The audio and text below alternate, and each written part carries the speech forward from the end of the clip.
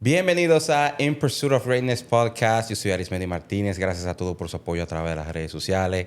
Gracias por seguirme en YouTube, Spotify, Apple Podcasts, Instagram y TikTok. El día de hoy tenemos una persona que nos va a arrojar luz sobre un tema que está acaparando no solamente la nación, sino a nivel mundial. Este es un tema que francamente me hace sentir un poco incómodo, pero el deber como dominicano y como ser humano de llevar esto y hacer que a través de la plataforma mía pues más personas escuchen y aprendan sobre el proceso. Yo siento que eso es un deber que todos debemos de cumplir y eso es lo que quiero tratar de hacer el día de hoy. Para eso traímos a un experto. Él es abogado, un abogado dominicano con participación activa en análisis jurídico de temas de alto interés nacional. El día de hoy vamos a hablar sobre el caso del Yeset.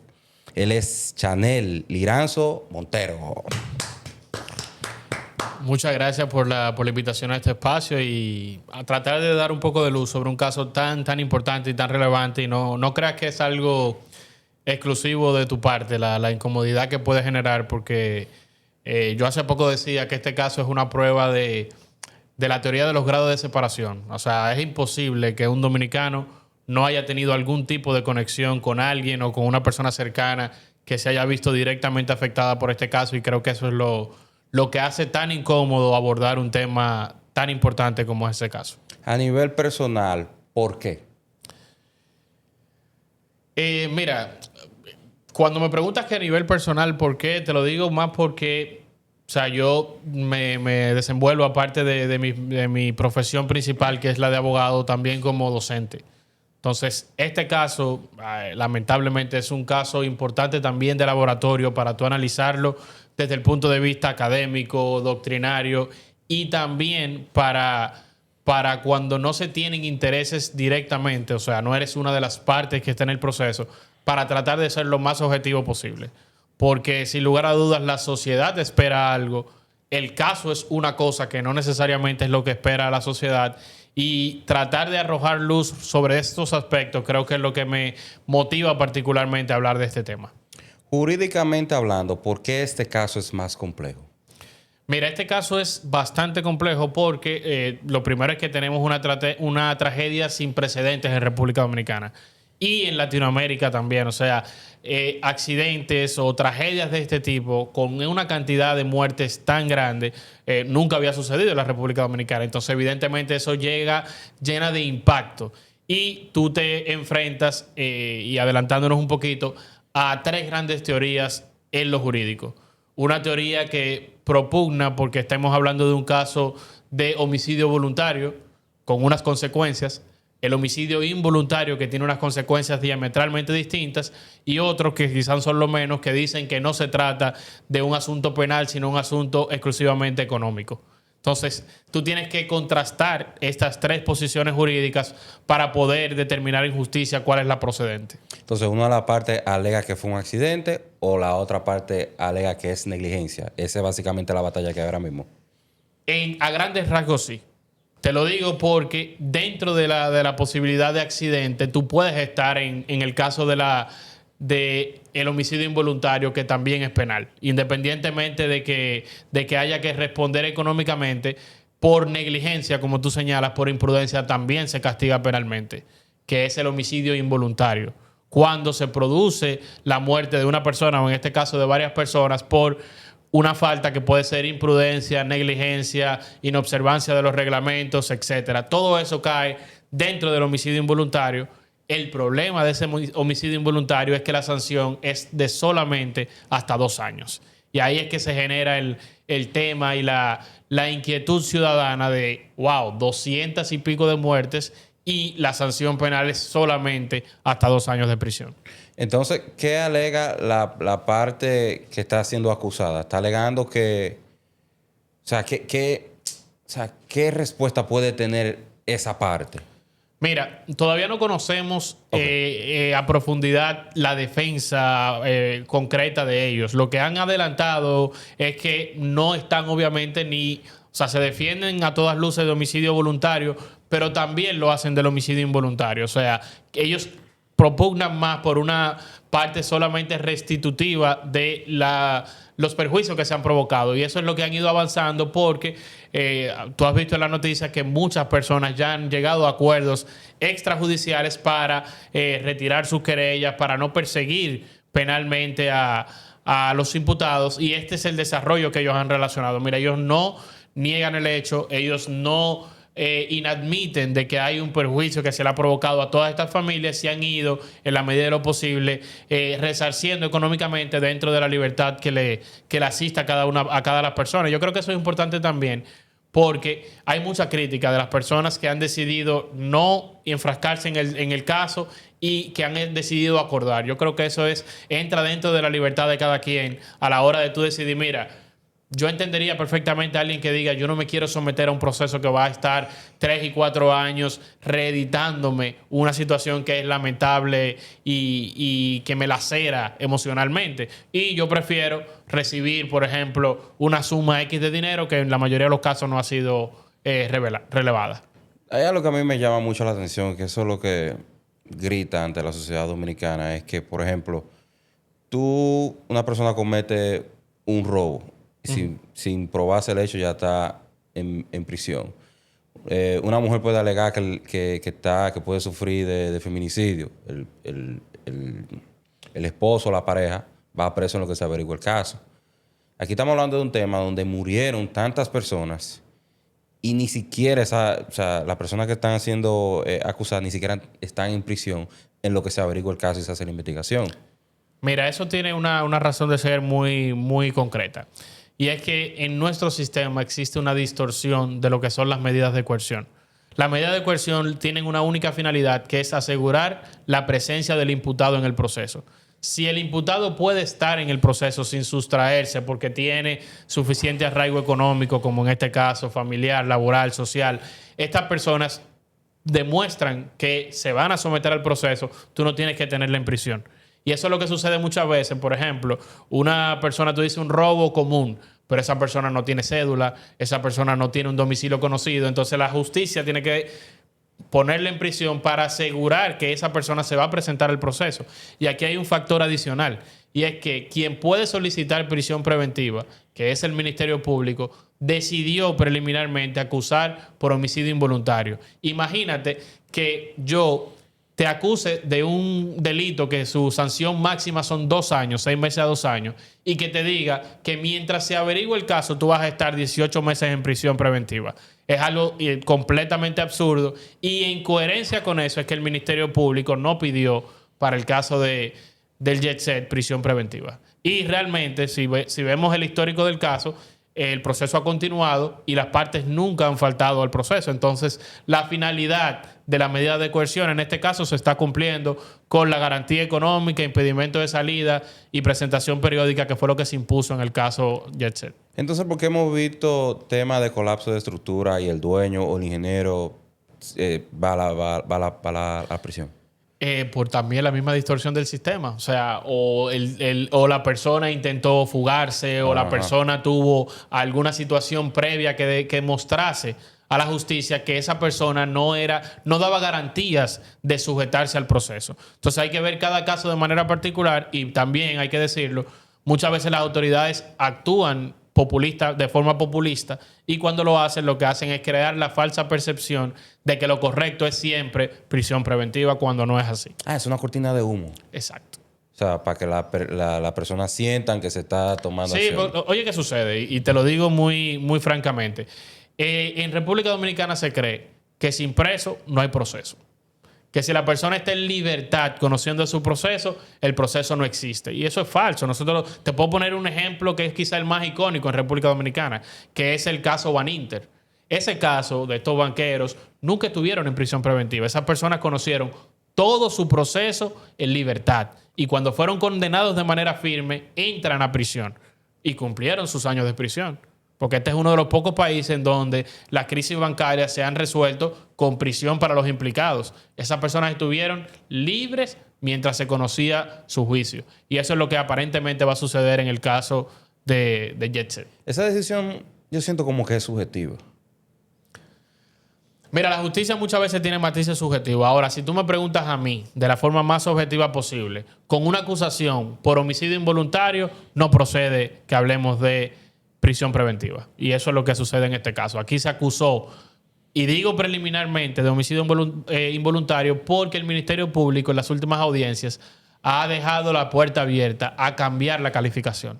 Ha dicho, mira, si en lo que se revela en esta etapa preparatoria, en esta etapa preliminar, nos da luz de que esto puede ser un caso no de negligencia, sino de dolo eventual o de homicidio voluntario, nosotros podemos cambiar la calificación antes de que termine esta etapa. Y eso creo que es lo más trascendental que ha sucedido hasta la fecha. Te pregunto, aquí hay un tema de estrategia por parte de la defensa.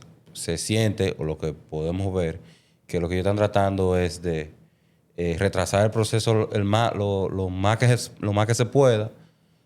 Ya, bueno, ya pasamos un año y ya cuando toque cumplir la condena de 2 años, ya lo que le va a faltar va a ser la diferencia del proceso. O es que lo condenan y vienen 2 años. Exacto. En este caso, primero, la estrategia puede ser que exista, es algo que tiene su derecho la defensa de realizar, pero yo creo que el juez ha sido bastante preciso en esa parte. ¿Por qué? Porque te pongo un ejemplo.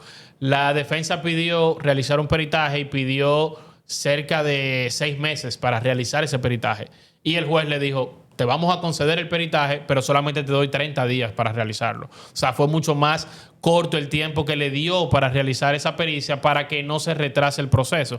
Y segundo, en este caso, como no hay prisión preventiva ni hay arresto domiciliario, no se descuenta nada de una posible condena. Si mañana ellos son condenados a 2, 3, 4 años, lo que aplicase, tendrían que cumplir íntegramente y desde cero porque no han estado tiempo en prisión. Ok, perfecto. Eso me da un poquito de tranquilidad. Sí, es algo que se dice poco. La gente dice, bueno, mira, si tienen 2 años, cuando llegue el momento de condenarse, si la condena es a 2 años, no van a entrar nada. Eso no funciona de esa forma. Solamente se descuenta de un tiempo de condena el tiempo que hayas estado en prisión preventiva o en arresto domiciliario. Entonces, ¿en qué etapa estamos ahora mismo?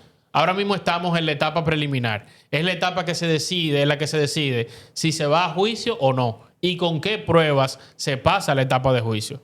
Por eso es que hemos visto muchas discusiones respecto a que se escuchen testigos. En esta etapa no se escuchan testigos. Se admite o no la participación como testigo de alguien, pero no se usa en esta etapa interrogar y contrainterrogar a nadie. Las personas que hemos escuchado hablando lo han hecho en calidad de víctima, dando su declaración de lo que esperan y de lo que entienden del proceso, única y exclusivamente. Esta es una etapa de filtro para decidir, primero, si se va a juicio o no, y segundo, qué pruebas pasan el tamiz del debido proceso para pasar a un eventual juicio. Entonces, cuando va al juicio, entonces ahí después llega el veredicto. Exacto. Pero entonces después vienen las apelaciones. Tienen el derecho a apelar y en caso de también acudir en casación a la Suprema Corte de Justicia. Entonces, ¿qué tiempo puede expandirse esto? Eso es incierto. Te lo digo que incierto porque esta etapa es muy técnica. ¿Por qué? Porque está la práctica de peritajes, está una serie de cosas que implican obviamente tiempo y cuando termine esta etapa, que yo auguro que le quedarán unos 2 o 3 meses de audiencias continuas y demás, vamos a la etapa de juicio, que por lo general es una etapa más larga. ¿Por qué? Porque ya no es mencionar el testigo 1, es que ese testigo se siente en el juicio y que todas las partes tengan la oportunidad de hacerle preguntas.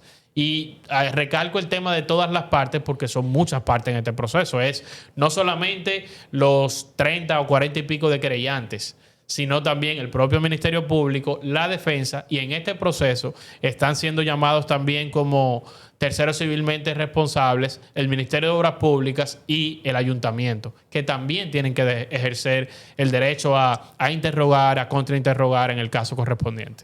¿Qué tan difícil es tú probar algo que para la sociedad es tan obvio?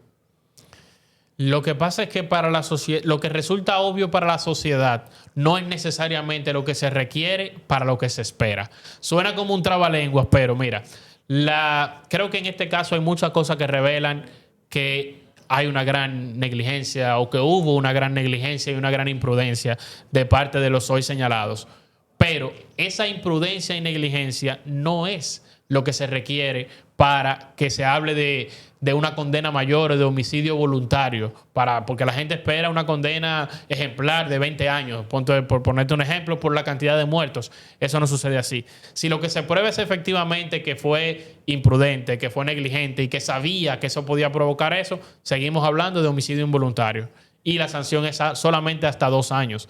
Para probar algo más allá de eso, que es lo que trata de probar los querellantes especialmente y los defensores de las víctimas, es que esa persona tenía dolo. ¿Qué es dolo? Es tener conocimiento del hecho y voluntad de provocarlo. Y creo que eso es lo más preocupante a la hora de probar. Tú tienes que probar que la persona, primero, sabía del riesgo que había en la estructura, y segundo, que dijo, ok, ¿qué sucede? Y se resuelve. Y eso es muy complicado, tú probar que se tenía esas dos condiciones de conocimiento y voluntad, que creo que es lo más difícil en el caso que nos encontramos. Entonces, ¿qué tiene que probar la defensa? La defensa tiene que probar que no existió ese conocimiento ni esa voluntad. Y en ese caso, ojo, para la defensa es más sencillo el tema probatorio. Claro, existe en este caso la duda razonable. La defensa no tiene que probar que no sabía y que no tenía la intención. La defensa se descansa única y exclusivamente en que el otro no pruebe lo contrario. El sistema penal se desarrolla de una forma tal que tú no tienes que probar tu inocencia, porque tu inocencia ya tú la tienes. El otro tiene que probar tu culpabilidad. La presunción es de inocencia. Tú llegas al proceso siendo inocente hasta que una sentencia definitiva demuestre lo contrario. Pues entonces no hay una balanza ahí. No. La balanza ahí se inclina ligeramente en favor del imputado. La duda favorece al que está siendo juzgado. Si hay un elemento que no está 100% probado, eso favorece a los imputados. Así es el sistema, ese es el diseño constitucional que tiene nuestro sistema y todos los sistemas del mundo, por lo menos de las sociedades que son democráticas. ¿Y qué Chanel piensa de eso? Es lo correcto, la verdad, 100%. Mira, te voy a ser aún más honesto respecto a este caso tan lamentable. Yo culpo en este caso más a la falta de previsión de parte de nuestros legisladores. Te lo digo porque en agosto de este año va a entrar en vigencia un nuevo Código Penal. Y si ese nuevo Código Penal entraba en vigencia hace 1 año, hace 2 años, cuando estaba ya en discusión, en este mismo caso, sin tener que probar conocimiento y voluntad, la sanción podría aumentar hasta 10 años. ¿Por qué? Porque ya el código más moderno, con más conocimiento de la técnica penal, incluye variaciones cuando se trata de accidentes que provocan tantas muertes como este caso. Si supera de 10 muertes, de 15, creo que es que dice el Código Penal, ya podíamos hablar de condenas de hasta 10 años. ¿Por qué no puede pasar eso ahora? Porque los legisladores no hicieron su trabajo a tiempo. Entonces, yo más que culpar a la justicia o al sistema, culpo a nuestros operadores y a nuestros legisladores que no hicieron lo que tenían que hacer de manera oportuna, por lo menos. O sea, que no hay un tema de adaptabilidad. Es imposible. No. La ley y especialmente la ley penal no se puede aplicar de forma retroactiva. Yo no puedo, a un hecho que sucedió ayer, venir hoy, promulgar una ley y aplicársela. ¿Por qué? Porque eso violaría el principio de legalidad, afectando a una situación que ya se materializó. Pero son diferentes tiempos y la humanidad evoluciona. Evoluciona, pero por eso las leyes surten efecto para el porvenir, para lo que viene a partir de la ley. Imagínate que mañana yo legisle diciendo que está prohibido tocar ese objeto y que hoy tú lo toques y yo te diga mañana, tú vas a ser sancionado porque tocaste ese objeto. Tú no sabías antes que eso estaba prohibido, que era una conducta prohibida y por lo tanto no puede aplicarse ese texto en concreto, que es el que modifica la parte de las consecuencias para accidentes de negligencia, imprudencia grave, con consecuencias tan lamentables como la de Yeset. De parte de la defensa, aquí voy a hacer una pregunta personal y pido disculpas por esto que yo voy a decir. No es más fácil tú levantar la mano, decir... Sí, hubo negligencia, aceptamos la culpa, aceptamos la condena y va y cumpla y pague por su error en vez de darle larga a esto. Mira, yo creo que qué bueno que vine hoy, porque yo en varias participaciones que he tenido he estado esperando esa pregunta para decir algo aún más honesto todavía. Yo creo que la defensa está en disposición de hacer eso. Lo que sucede es que eso no es lo que está esperando la gente. Entonces, el Ministerio Público y las otras partes no van a aceptar un acuerdo en este caso. La defensa se puede parar mañana y decir, hubo negligencia, imprudencia grave, pedimos perdón, vamos a asumir las consecuencias de eso. Y, ¿sabes qué? Como la condena solamente sería a un máximo de 2 años, la gente no va a aceptar eso. Imagínate que mañana salga Ministerio Público y imputados llegan a un acuerdo y aceptan una condena de 2 años, aparte de pagar una indemnización que va a ser tasada por un árbitro. Ahí, yo te apuesto que al otro día va a haber protestas, porque la gente no va a considerar eso suficiente. Y por eso yo creo que el Ministerio Público no ha abierto la puerta a un acuerdo en este caso. Pero va a ser peor porque es como un volcán, que estamos dándole larga y como quiera vamos a llegar. Para mí eso es lo más prudente. Ahora, yo, sin tener el conocimiento directo, creo que la defensa estaría en disposición de hacer eso porque, primero, no es una condena penal tan grande y segundo, aplacaría un poco ese tema de cómo han sido vistos ellos, que eso lo podemos analizar ya no de lo jurídico, sino de lo social, cómo ellos se han visto respecto al proceso. ¿Por qué? Porque la gente entiende que hay desidia, que hay altanería de parte de los imputados y todo eso juega en su contra también en lo social. Entonces yo creo que el tema es que la gente y la sociedad no va a aceptar un acuerdo en el caso Yetzel. Pero esa es la parte que yo no estoy entendiendo, porque estamos hablando, o sea, lo que tú estabas diciendo ahora mismo. Pues ahora no tenemos que ver con la gente, pero ahora sí estamos tomando en consideración la reacción de la gente. Bueno, eso te lo digo yo, exacto, obviamente como externo, pero hay cosas que sí te dan a entender que ellos aceptan parte de eso. Porque si no aceptaran nada, no hubiesen llegado a un acuerdo con más del 70%, como dicen ellos. Eso es imposible de calcularlo de manera precisa, pero yo no me voy a hacer cargo de unas consecuencias que yo no asuma como que han sido de mí. Imagínate que la verdad ellos creyesen algo que se ha dicho un par de veces en la prensa, que fue un atentado, que fue algo externo. Si creyeran eso, no estuvieran pagándole y resarciendo económicamente a múltiples víctimas. ¿La presión mediática ayuda o perjudica a la justicia? La perjudica completamente. La presión mediática puede servir muchas veces de freno, pero también ayuda al populismo y a que las cosas no se hagan correctamente. Ojo, en este caso yo creo que el juez de la instrucción que está apoderado en esta etapa no se ha dejado llevar del populismo. Te lo digo sinceramente. Ha dejado que lo viral se quede fuera y sus declaraciones, sus manifestaciones han sido las correctas. Ahora, cuando hay un viejo adagio francés que dice que cuando la prensa y el espectáculo público entra a la audiencia, la justicia sale por la ventana. Y eso yo creo que es lo que en la mayoría de las ocasiones sucede. ¿Por qué? Porque vivimos en una sociedad del espectáculo, de lo viral, y que muchas veces se pretende saciar lo que la sociedad busca cuando no necesariamente eso sea lo justo y lo correcto. Entonces, por ejemplo, el Ministerio Público, si se lleva del populismo, te acusa de homicidio voluntario y piden un juicio de 20 años. Pero el Ministerio Público hasta ahora ha entendido que no estamos en un caso de homicidio voluntario y por eso es que no ha pedido apertura a juicio todavía, sino por homicidio involuntario. ¿No te preocupa entonces el backlash que va a tener la sociedad cuando...?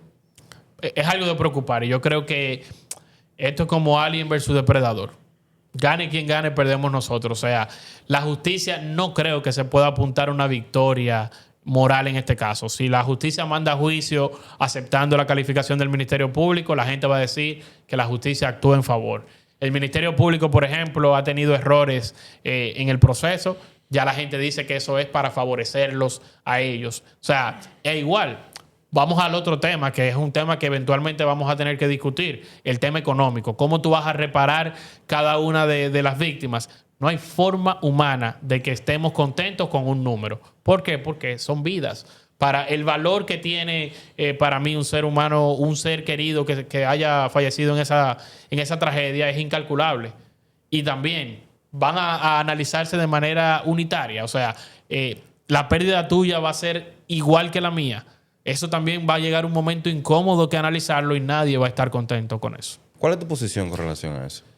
Mira, la verdad mi posición ahí es lo más técnica posible. O sea, por ejemplo, si ahí falleció un un pelotero que estaba firmado y que tenía un contrato garantizado de 100 millones, su vida no vale igual que la de una persona de 85 años ya en una escala descendente de su vida, y económicamente para mí, y lo digo de la forma más objetiva posible, no debe ser evaluado igual. Ahora, para un juez que tenga que enfrentarse a eso en un proceso con tanta exposición, lo más probable es que se lleguen a números, a parámetros unitarios. O sea, por cada vida, ponte tú 5, 6, 7 millones, por poner un número completamente aéreo. Ojo, que eso ya se hace aquí.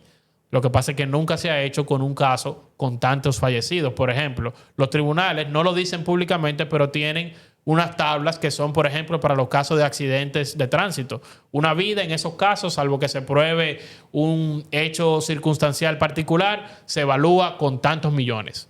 Eso se hace aquí. Y eventualmente creo que va a hacerse en este caso tan lamentable. Está fuerte, brother. Está fuerte, pero imagínate que cómo lo resuelve la justicia. Vas a tener que hacer un discurso que no va a ser el legal, diciendo que cada vida es invaluable, etcétera, etcétera. Pero hay un momento en que va a tener que calcular el valor de la vida. Uy, uy. Por parte de los afectados, diablo, que está fuerte eso. Debería de aceptar el acuerdo económico, porque también ponerse en los zapatos del otro. Si no te van a dar nada, o sea... Mira, yo no juzgo al que lo hace. Es más, yo no soy parte de este proceso, no he sido parte de ninguna etapa, y creo que eso me da también la posibilidad de decirlo firmemente. Probablemente si yo representara a alguna víctima en este proceso, en algún momento le habría recomendado llegar a algún acuerdo de tipo económico. ¿Por qué? Porque ya el Ministerio Público se está encargando de la parte penal, y segundo, porque estos procesos son muy desgastantes. Yo te acabo de decir, ya el proceso tiene 1 año. Te estoy diciendo que lo más probable 3, 4 meses todavía estemos en la etapa preliminar. Después vamos a juicio. Y después vamos a apelación eventualmente. Y a casación posteriormente. O sea, 3, 4 años tú reeditando una y otra vez, semana tras semana, este lamentable accidente. Yo creo que eso, el proceso moralmente puede tener un peso, pero económicamente no lo vale. Se siente que la víctima como que se dio por vencido y ya no quiere seguir luchando, o no está luchando lo suficiente por la persona que perdió la vida. Probablemente eso es lo que se perciba, pero te digo, yo respeto 100% a aquel que está ahí firmemente tratando de que se haga justicia. Respeto al que decidió no presentarse en el proceso en ninguna etapa, porque es su derecho. No es una obligación, es un derecho. Y también respeto a los que han llegado a acuerdos económicos, porque solamente el que está ahí y el que tiene una situación particular con ese caso puede juzgar abiertamente cada caso. Porque de verdad que meterse a un proceso penal 3, 4, 5 años no es lo recomendable, yo creo que para nadie. ¿Tú como abogado ahora mismo puedes tirar una proyección o todavía tenemos que seguir esperando? Es muy, muy pronto. O sea, la proyección, el proceso penal es por etapas. Estamos en la etapa preliminar y entiendo que 3, 4, 5 meses para tener una decisión de juicio o no. Y segundo, ya la etapa de juicio, que es más compleja, como te dije, probablemente sea más tiempo, pero no podemos decir, mira, vamos a tener una decisión definitiva, salvo acuerdo, que creo que no se va a dar, en 2 años, en 3 años. Eso sería irresponsable de mi parte decirlo. ¿Pueden entonces los familiares de la víctima alegar daños psicológicos también? Completamente. Y eso entonces... Totalmente. O sea, mira, el potencial de víctimas que hay en este proceso es muy amplio. ¿Por qué? Porque víctima puede ser no solamente el familiar de un fallecido, puede ser directamente el que sufrió una lesión. Y tercero, yo te digo que pueden ser víctimas, y que no sé a ciencia cierta si hay víctimas en este caso así, que incluso no hayan recibido lesiones directas, sino un perjuicio psicológico porque estaban ahí, porque a partir de eso han tenido que ir a terapia. Todo ese espectro de víctimas puede tener este proceso. Ok, entonces eso no se encansilla en uno. Eso ya No. puede... No es solamente los fallecidos y sus familiares. No es solamente el lesionado y sus familiares. Es también todo aquel que estaba ahí y que quizás salió unos minutos antes, pero se puede sentir perjudicado directamente por eso. O sea, es hasta subjetivo la calidad de víctima, y tiene que probarse en el proceso. El juez va a decidir si tú tienes la calidad o no para pasar a un juicio y reclamar una indemnización por esto. Entonces fácilmente la defensa se le puede abrir una caja de Pandora y quedarse en juicio la vida entera. no la vida entera, pero sí un largo periodo de tiempo, porque es que hay muchas personas a quienes responder. O sea, el número de muertes creo que es 236, pero el número de víctimas no se queda ahí. Si una persona falleció en ese lamentable hecho, pero está la viuda, esa es una víctima. Están los huérfanos, esas son otras víctimas. Los padres, otras víctimas. O sea, todas esas personas directamente impactadas por este hecho pueden reclamar una indemnización. ¿Qué consejo tú le darías entonces a la parte de la víctima? Mira, yo creo que a las víctimas tratar de enfrentar este proceso sabiendo cuáles son las consecuencias del mismo. O sea, qué pasos tienen que dar, qué tiempo implica para poder tomar una decisión sabia respecto a una salida anticipada o asumir todas las consecuencias de este proceso. Este proceso va a ser largo, nunca un número económico nos va a dar satisfacción respecto a lo que sucede, y también en cuanto a lo penal saber que existe la posibilidad de que en un escenario que no es el peor de todos, la condena sea solamente de 2 años de prisión. Lecciones aprendidas hasta el momento. Yo creo que muy pocas. Y hay que ser crítico. Cuando sucedió esta lamentable tragedia, todos dijimos, mira, tiene que haber por lo menos un plan de revisión nacional para nosotros ver las estructuras públicas y privadas y su estado. No sé si es que yo estoy en otra sociedad, pero eso no ha sucedido en República Dominicana. Siguen todos los establecimientos públicos y privados sin tener la debida supervisión. El Estado no ha asumido la responsabilidad de supervisión que tiene que hacerse. Aquí las construcciones siguen siendo precarias, las remodelaciones aún más precarias. Entonces la participación ahí y el llamado es que cambiemos también para evitar otros casos, jet set. Tú como abogado, ¿cómo esto te ha afectado emocionalmente a ti? Mira, emocionalmente, como te dije, primero el tema de que tengo familiares directamente afectados. O sea, yo conozco personas, amigos, queridos que fallecieron ahí. O sea, tengo el impacto directo primero de esa parte. Creo que eso nos llevó a consternación a todos. Y segundo, el mismo tema de hablar públicamente. Al principio yo no quería. O sea, tenía algunos temas que había decidido no hablar, pero siempre se surgía el tema, la pregunta, y creo que había mucha desinformación, y por eso decidí también tener una participación más activa sin ningún interés, porque no he recibido. Pero el tema emocional también ha venido porque mucha gente cree que tú lo tienes. Cuando tú no dices lo que la gente está esperando exactamente, creen que tú eres una persona pagada por X o pagada por Y. No es mi caso, y creo que la postura responsable ha sido continuar hablando del tema para que la gente tenga más conocimiento y más información respecto a lo que pasa y a lo que puede pasar, en este caso en la justicia. Y entonces, ¿cómo tú manejas eso? Porque tú también tienes tu familiar y tu familia. Mira, yo creo que lo mejor es siempre informar.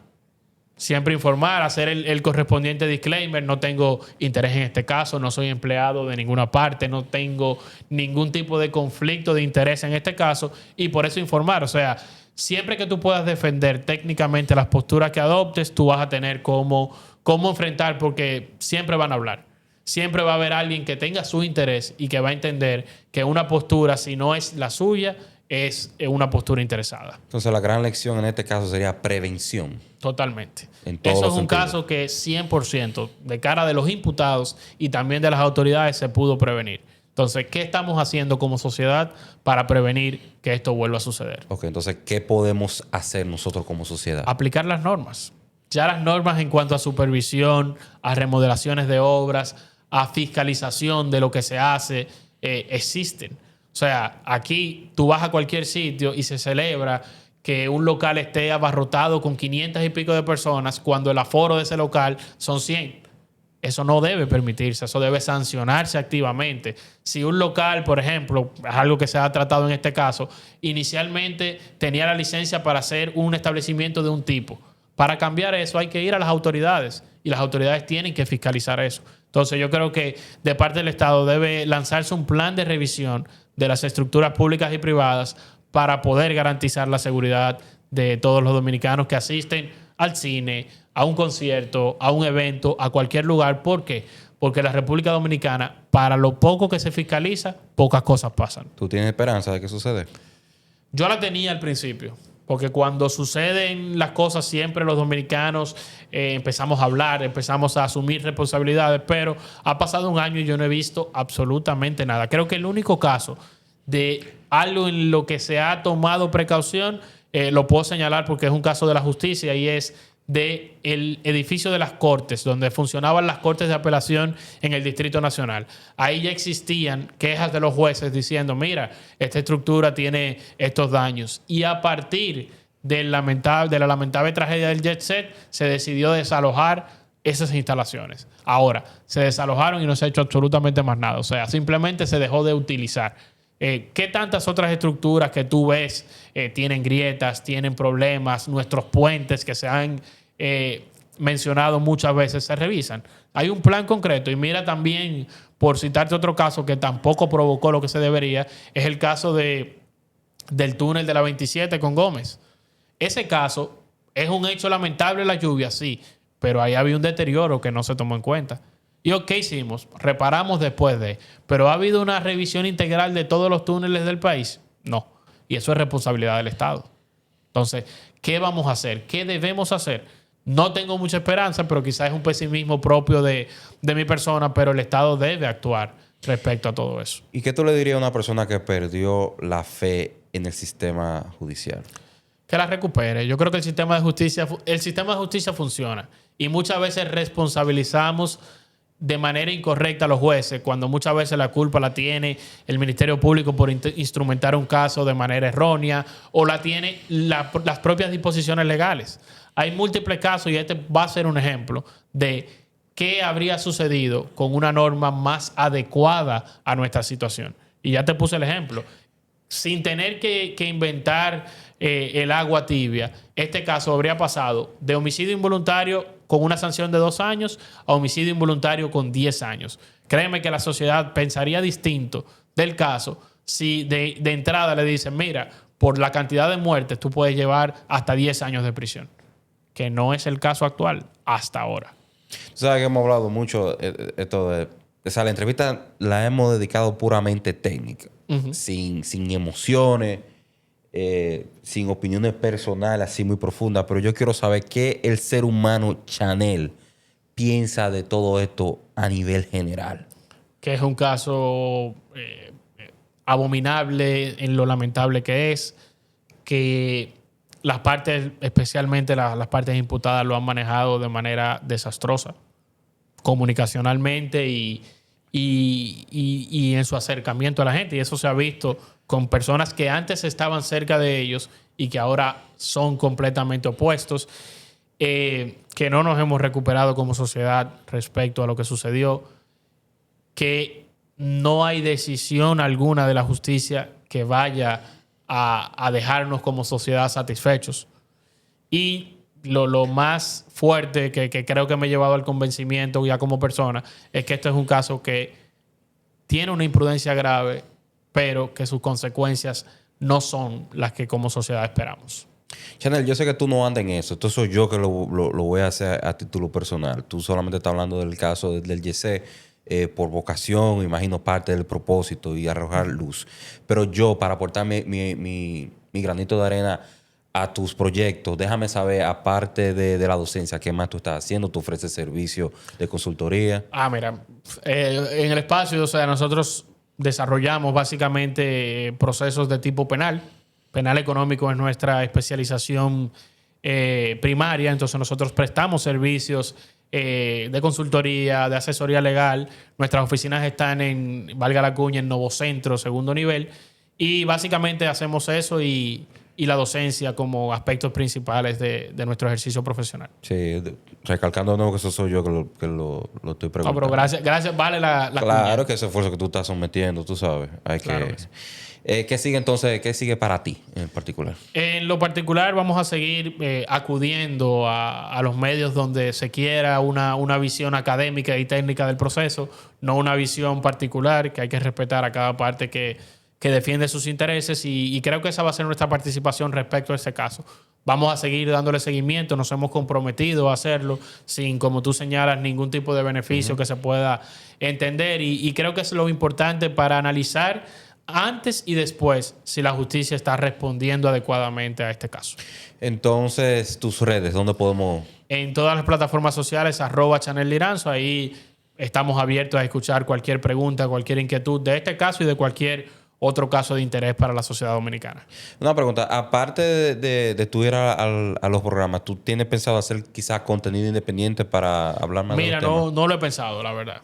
No lo he pensado porque respeto mucho también la parte técnica y de producción. Entonces, ya de por sí, hay mucha gente que me pregunta cómo tú haces tantas cosas y es bastante complicado. Pues yo soy padre de familia también. Entonces, compaginar ejercicio, docencia, participación en los medios. Tengo una columna también en el periódico, es bastante complicado. Entonces, yo dejo esa parte de producción a ustedes y obviamente encantado de poder aportar en cualquier momento que el tiempo me lo permita. Muchísimas gracias, Chanel, por tu tiempo. Gracias por todo lo que tú estás haciendo. O sea, el hecho tan desprendido de tú darte esta información a las personas. Mira, incluso a mí me da un poquito de tranquilidad aprender un poquito más sobre el proceso. Y a veces uno piensa algo, pero la realidad es otra. Y también manejar la expectativa de la sociedad. Eso es algo complicado. Que vale mucho. Gracias a ti por la invitación y por este espacio tan interesante, porque creo que sin planearlo, porque no teníamos un guión ni nada por el estilo, tú has hecho muchas preguntas que la sociedad dominicana quiere saber. Sí, no, y vamos a hacer otra cuando la cosa se vaya. Sí, estamos se vaya a desarrollando. disposición y esperamos que el escenario sea más claro en una próxima ocasión. Está bien. Gracias, Chanel. Gracias a ti. Mi gente, esto fue In Pursuit of Greatness Podcast. Bye, bye.